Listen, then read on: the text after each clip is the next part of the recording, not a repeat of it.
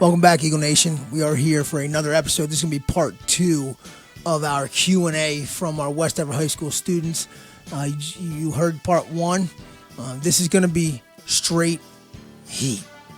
I'm going to entitle this Google, if there's Google Hangouts, Google whatever, this is Google Juice. Straight juice, man, all right? Bring it. We're going to try to rapid fire some of these things. And we're going to pick up with mental health, a very important topic at this time because this is where your mind starts to go a little bit. So question number 1, what would your advice be to seniors? How can they remain positive when everything they have been looking forward to is disappearing? Well, that's not true. Not everything you're looking forward to is disappearing because you are going to graduate this year as long as you continue to do your virtual work from home.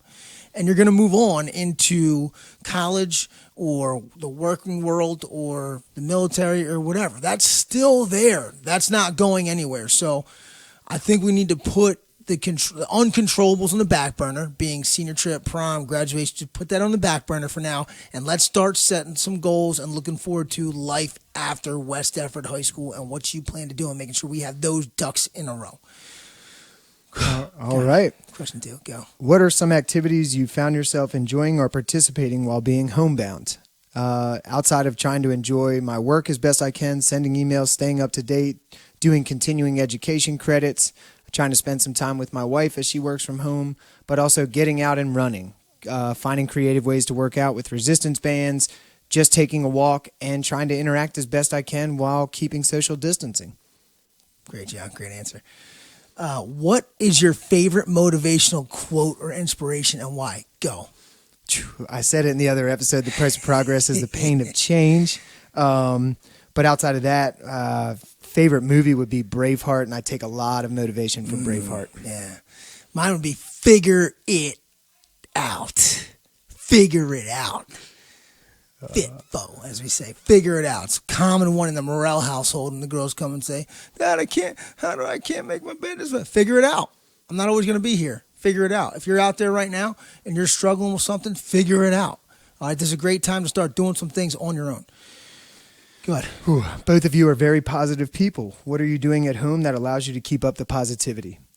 Positivity is a choice. Happiness is a choice. I'm waking up every day and I'm trying to attack the day, and I think that's the only way. My wife being a mental health counselor, obviously that's something we address every single day in our house, and she is a huge help in bringing out that positivity, and you know it keeps us both motivated, and we challenge each other right now.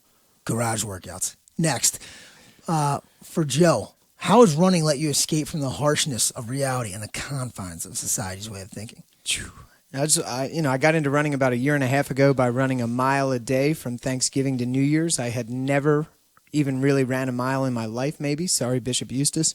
But what running has allowed me to do is think more clearly. There's stillness, there's meditation in motion. There's just a lot of things going on, but it also gives you a greater appreciation of how beautiful this world is and how much bigger it is than you. You know, taking in nature for all its beauty has been a nice release right now to allow me to sit back down and get back after this work.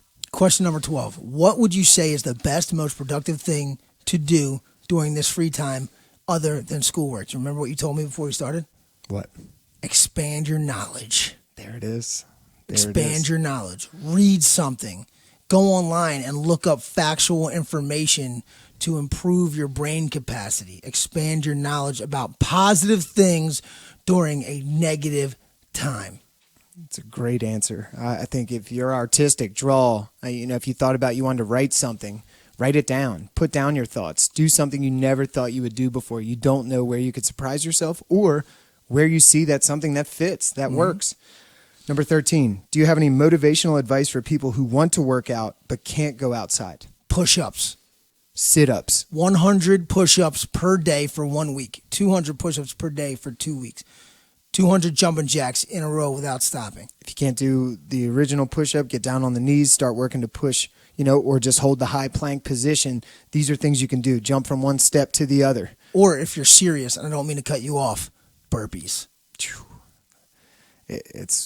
Listen, it's worked for years, so don't let it change now. Attack those things. There are tons of things you can find online right now that will give you at-home workouts that require zero equipment. Get after it. Do something. And if you're doing burpees, all the way down, not just up in push-up position, chest to the floor. Talia Morrell's 3 years old, and she can get all the way up and all the way down. For 50 straight. How have these times affected your personal lives at home, and how are you coping with them?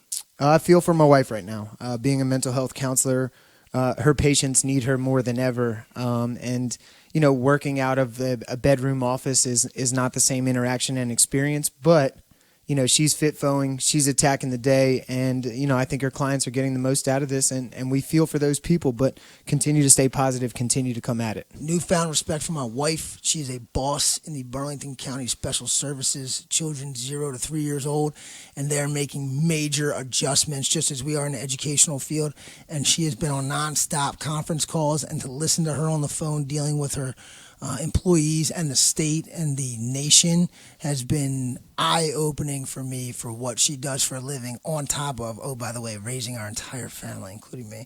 Throughout this distance learning time, how have your daily routines changed, and how difficult has that change been?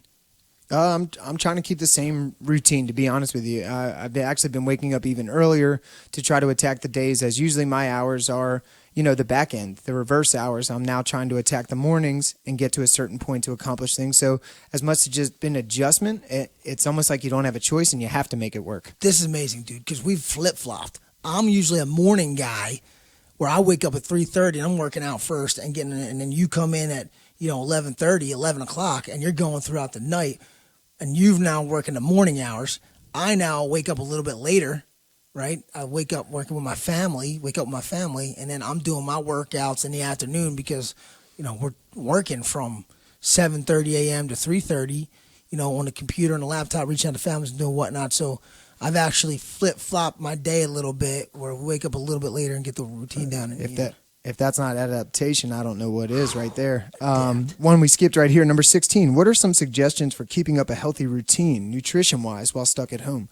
Obviously, as a high schooler, some of the things that are brought into the house are, you don't have a choice of, but rice, beans, tuna fish, things that are inexpensive that you can still do. Maybe you run out to the grocery store for mom or dad or your guardian and you try to buy some things like that. But staying active is going to be more important right now, getting that 100+ ounces of water in you every day and just trying to get the body moving. Yoga may be a really positive activity that you could find online right now that you can follow and just try to keep your mental state right and your physical state right. Scrambled eggs. Number 20, are you personally scared for your families and children in your families? I'm going to answer this question first. Yesterday, toughest day. My 3.5-year-old Tally has a best friend, Sloan, lives directly across the street. They're staring at each other across the street. I am in the house hanging something from the wall. And I'm thinking to myself, should I let my 3.5-year-old hang out with her best 3-year-old friend who lives directly across the street? Like, that's what's going on in my head as a parent now. And it is heartbreaking. I watched my 9-year-old, her friend lives right next door, and she stood in our yard, and he stood in their yard, and there's no fence, and they kicked a soccer ball back and forth from like 12 feet apart. That's the reality. Absolutely. It's sad, dude. I don't want to use the word scared. It's more just I care, and I care for everyone, especially the elderly and those that are at risk. And all I can do is continue to check in with my parents, my sisters, my brother, my in-laws and my extended family through telephone, through Skype, through FaceTime. Just let them know that we are all in this together, and that's what you continually need to remind yourself, and that's part of how you and I are staying positive. It's that constant reminder of this is where we're at and this is what we're doing.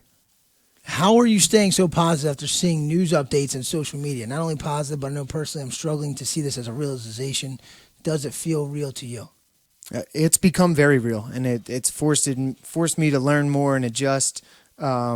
But I have no choice but to stay positive. And like I said, I do believe that those are a choice. Happiness is a state of mind, and that makes it a choice. So if you tell yourself you're going to be miserable, you will be miserable. But if you tell yourself you're going to get after it and you're going to conquer the day, then you absolutely will. Also, only put positive stuff in your mind. Don't watch the news. Don't go on negative social media.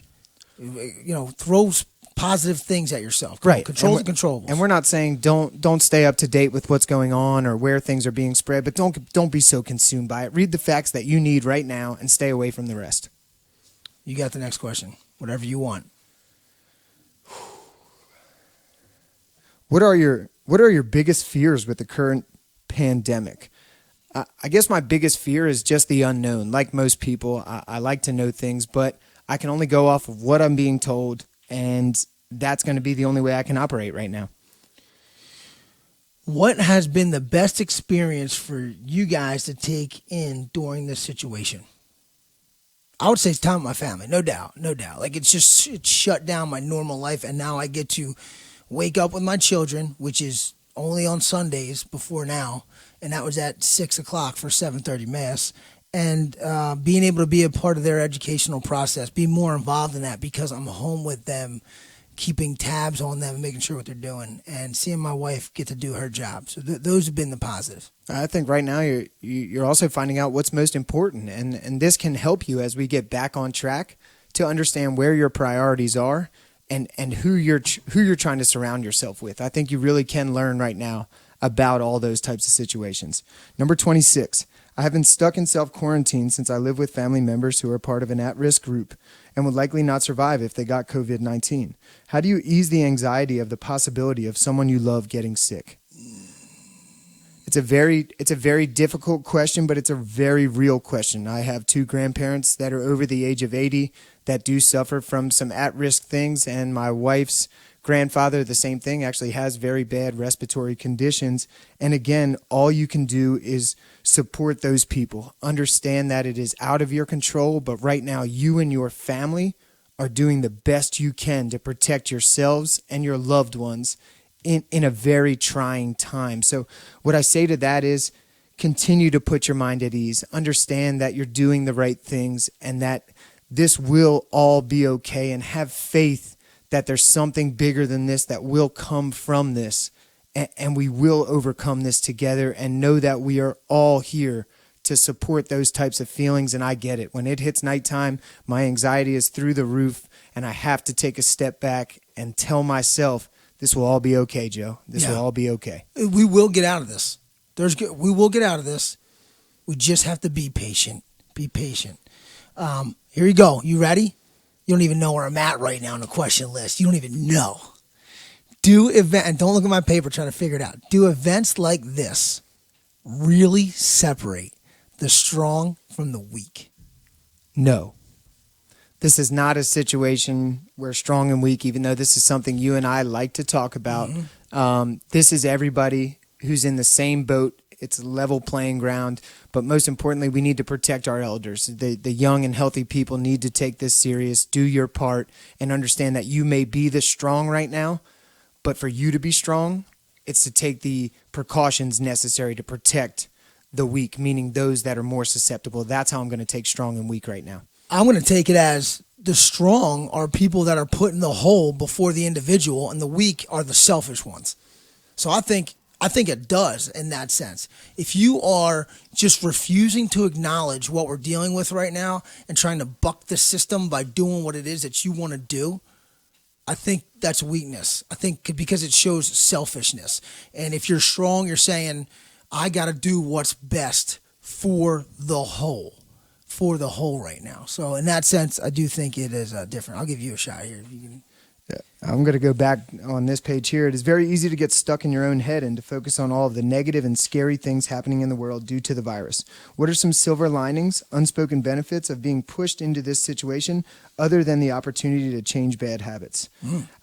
I think this is an opportunity to go back to basics, where you're looking at human beings in their earliest stages, where social media didn't exist, but it was that interaction with your family and almost survival within your own household. I think that's how you have to look at this right now. Build those connections, read books, paint, write, sing, dance, do things you would never do before. Right now, even if it's in the confines of your own home, you have an opportunity to explore some different things, to see what else you may like. And I think that's the silver lining in this. But I also think when the light at the end of the tunnel, which will come, we're going to find that we're closer as a country, as a world, and certainly as a West Deptford community. We better be. We better be. For Mr. Morrell, what is it like raising 3 young daughters in the midst of a pandemic? It is great in the sense that I get to be with them all day, every day. It is challenging in the sense of trying to handle their different personalities in the face of a pandemic. For example, My oldest daughter is like my wife. She wants information. She wants as much information as she can get so that she can be educated about it, and that will drive her fear. If she's educated about it, she will not fear it. If she's not educated about it, she's going to be scared. My middle daughter, just like me, we bury our heads in the sand. We don't want to know anything about it. We're going to live in a bubble. If we hear about it, it scares us, and we just don't want to be afraid. So managing those two and trying to educate them on it is very difficult. The little one, she could care less. She's just trying to live. She's like, whatever. I'm here with my family all day. It's awesome. So that's been the difficult part. What are the best? We got one more. One more. Holy smokes. I'll just go because it's fun. What are the best TV shows to watch when stuck at home? So we're saving that one for a later episode. Fine. Holy smokes, Mr. Panchella. I don't know Here you go. Okay, all right. Sorry, I didn't mean to do that. I like thought it. we were having a fun episode. Keeps it going. How long do you guys think before life can be back to normal? I can't put a time frame on it. Won't put a time frame on it. All I can do is operate within the day. And like we said, be where your feet are. Be in the moment. Make the most of that moment. Positivity, happiness, all of those things, they're going to come. And if you stay mentally strong right now, you will overcome this, and you're going to come out tougher on the other side. I hope that everybody out there enjoyed us doing this rapid fire show for this episode. It was a lot of fun for us, a little bit of a change up. I know the first Q&A was a little long. We're back at it next week. This has been awesome. Thank you for watching and listening, and we'll see you next time.